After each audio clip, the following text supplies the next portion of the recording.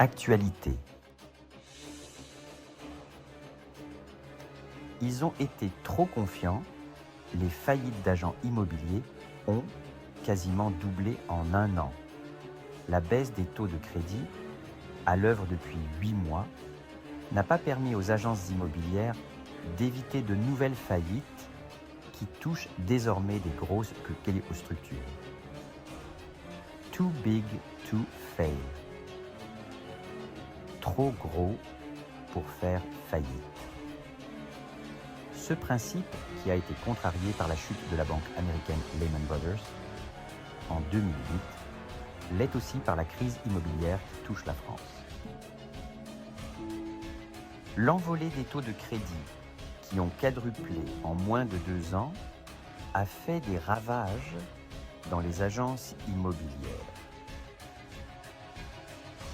Près de 700 structures ont baissé le pavillon au premier semestre, selon une étude du cabinet Altars, expert sur les défaillances d'entreprises. C'est quasiment 2 fois plus qu'il y a un an, à la même époque.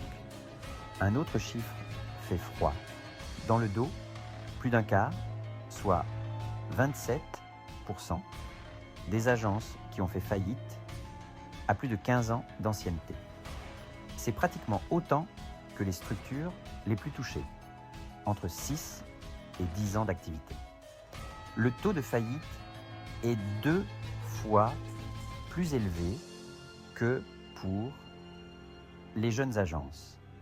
Entre 3 et 5 ans, c'est dire la force d'une crise qui ne touche plus seulement les petites agences. La masse salariale pèse de plus en plus lourd dans les grandes agences qui ont fait preuve d'un excès de confiance en pensant que la situation allait s'arranger, décrypte Thierry Milon, directeur des études d'Altar. Il aurait été plus sage de se séparer de 2 ou 3 personnes pour éviter la faillite. Un ralentissement au second semestre. La rapidité des faillites est d'autant plus forte dans l'immobilier que le marché peinait à redémarrer malgré la baisse des taux de crédit, bien que les Français aiment encore et toujours la pierre.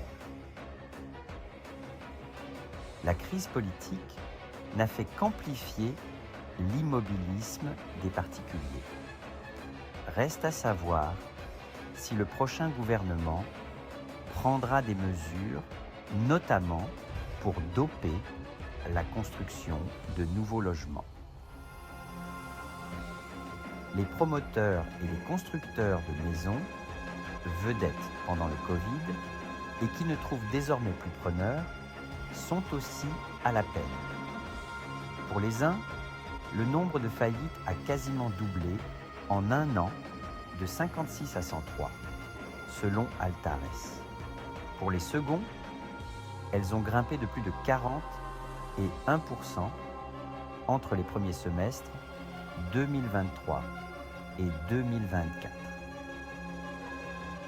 La Fédération du bâtiment, qui s'attend à la suppression de 150 000 emplois dans le bâtiment d'ici 2025, a déjà acté 25 000 au premier trimestre. Malheureusement, à ce jour, ce n'est qu'un début. Et nous allons vers une grande glissade d'ici la fin de l'année, a prévenu son président Olivier Saleron. Pour les agents immobiliers, le pic de faillite atteint en 2009, plus de 1200, ne sera pas dépassé, selon Altars, qui anticipe un ralentissement des défaillances au second semestre. Un moindre mal pour tenter de redonner un peu confiance aux particuliers.